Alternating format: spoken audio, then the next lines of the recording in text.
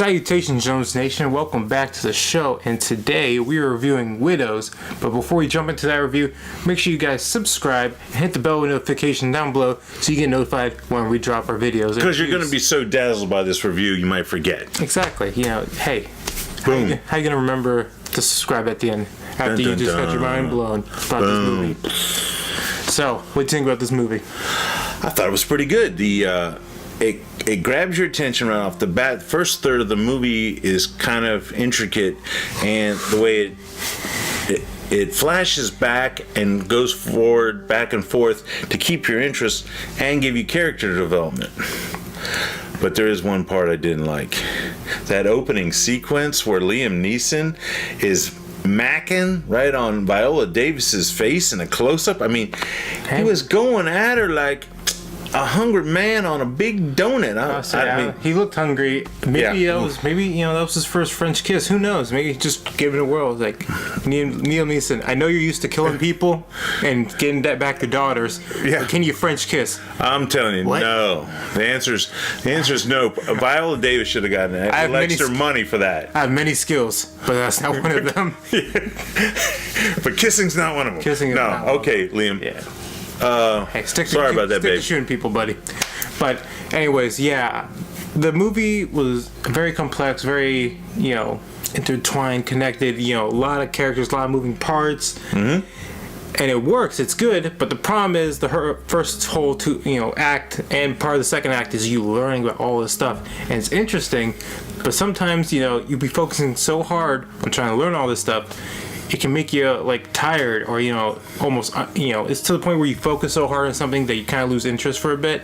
It's kind of what's happening to me at the beginning. Mm-hmm. I wasn't bored of the movie per se. It was just I started to get sleepy watching because it was after a long day trying to focus on all these characters, who's who, what's what, who's gonna do this, who's the boss, yada yada. What were the characters? What happens to them? And then you spend so much time on it. And it's a long movie. And I think Steve McQueen, this has been a passion project of his for so long. Yeah. He really wanted to get it right. I think he overthought a couple things, and he wanted to have clever and unusual characters. And so it's a little more complicated than it needed because it was just almost too much passion in the thing. Yeah, but I respect that. Yeah. He still did good. He still did good. I'd rather have too much character developed than not enough, because sometimes they bring characters in and you're like, why do I even care if they're in danger, because you haven't explained to me who they are and what they are. Yeah, and that's another little nitpick we kind of talked about after the movie, but when you make a movie this complex and so completely thought out to every little detail, when little things don't make sense, you start questioning a bunch of little things. It makes you overthink the movie as a viewer, because we were talking about, wait, this doesn't make any sense. How did this happen? Why did they do this? Why wasn't this more convenient? It's like when you put so much time into making every little detail perfect, it can kind of backfire, making your audience go, okay, well, if you're so meticulous about this, why does this not make any sense? Why is this like this? Mm-hmm. But you can tell it's a labor of love, and there were a couple art shots that we noticed that we were like, wow, that guy really paid attention. Whoever set that shot up was really... it's a nitpicky complaint. Yeah. Whatever. Now, what'd you think of the cast? Awesome. Very good cast. The cast was, a lot of stars. A lot of stars. And, from top to bottom, not just... a couple of headliners to sell tickets, all the way down to minor characters that were only on the screen for a little bit. They had great actors. You got Viola Davis, Michelle Rodriguez, Elizabeth Debicki who was the perfect being from Guardians of Galaxy 2, the gold chick. And oddly enough, she wears a gold dress in this thing, so it was like it was a transition role from being a perfect being to playing an actress. But and also Cynthia Erivo is in this, and she's the girl that was one of the standouts of she was the African American lady from Bad Times at the El Royale, the singer, if you saw the movie. And she really helped make that movie.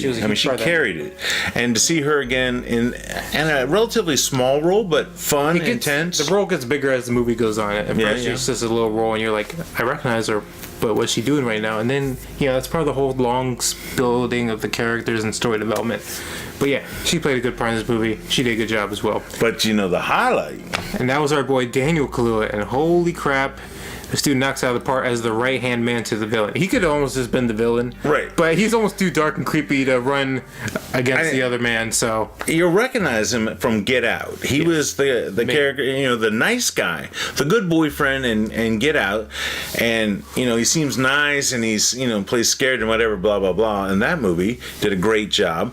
And in this movie, he's the henchman of the bad guy, and he steals every scene he's in. I mean, that intense stare. I mean, if he's just staring at the guy next to you, you're gonna give him the money because you're scared too. I mean, it was just intense, and the way he played it so slow and creepy with that look, I was whoa. I really enjoy those kinds of villains. There, not the loud, obnoxious attacking violently, kind of. Oh, he was villain violent, where it's though.